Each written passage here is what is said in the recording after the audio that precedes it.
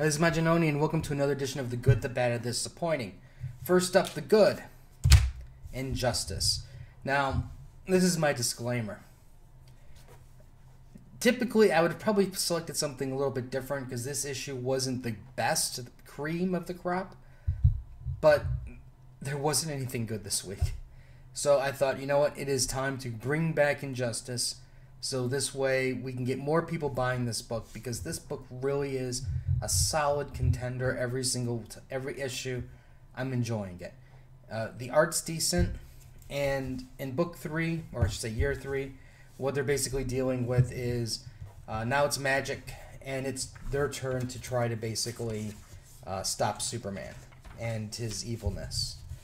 Now, in this issue, we actually have some big things happening. We have Swamp Thing getting somewhat involved, and a huge thing happening with Dead Man. So there's some interesting things that are happening with that.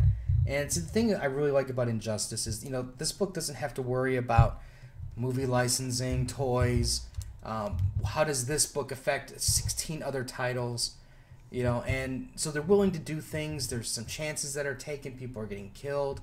Interesting character developments, alliances that shift, and they're actually trying to tell a compelling story versus, well, we need to tell a story, but we can't make it as good as we can because of outside influences.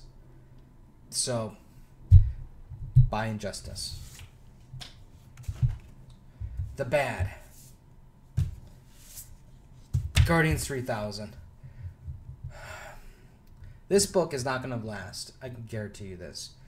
Unless they do an overhaul. The art is bad. This looks like a really bad version of 80s, or was it 90s Image Extreme art.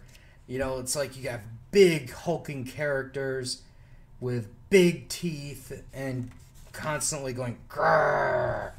And that's all this thing is. But in this case, they've learned how to open their mouth. Because, like, you see Star-Lord, and his mouth is open with his big teeth, as you can see. And I'm just waiting for somebody to punch his mouth to knock those teeth out. Now, you do have a character at the beginning by the last name of Ryder.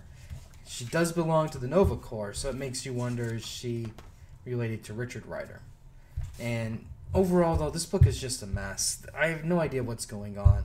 It's just, let's just throw people in fighting, and without really even fighting, good fighting. And we got to tie in Iron Man and Tony Stark and all this other crap in here.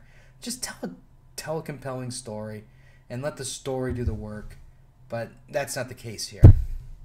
Very bad. Alright. The disappointing, which is Axis Revolutions.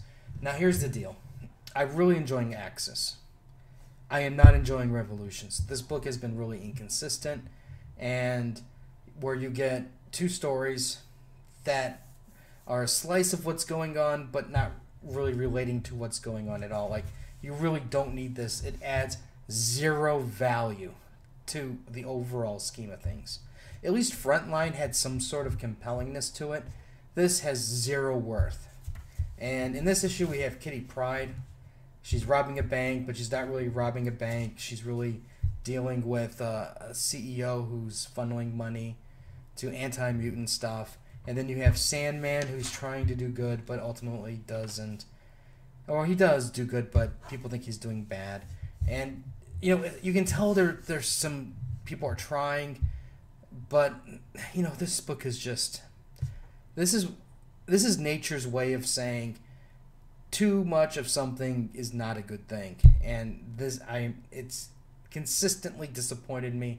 So I got to remember to put this book back on the shelf and tell my comic store, do not add this to my pile anymore. Anyways, this is my good and the bad and disappointing. Let me know what you guys thought was your good and your bad and your disappointing. I'll have more reviews later. Like and share, and until next time.